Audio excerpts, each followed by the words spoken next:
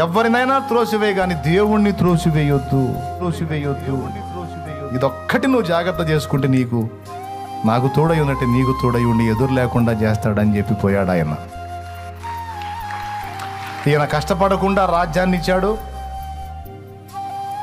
ఆయన కష్టపడి సాధించిన ఆ రాజ్యాన్ని, ప్రాణాలకు తెగించి సాధించిన రాజ్యాన్ని కొన్ని సంవత్సరాలు శత్రువుల చేత తరమబడి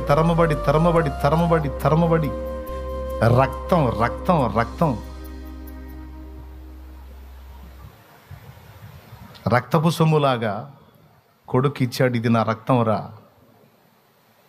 జాగ్రత్త, నువ్వు కష్టపడకుండా నీకు దక్కుతుంది కనుక జాగ్రత్త అని ఆ రాజ్యాన్ని అప్పచెప్పి, రాజ్యంతో పాటు అంతకంటే శ్రేష్టంగా దేవుణ్ణి అప్పచెప్పాడు.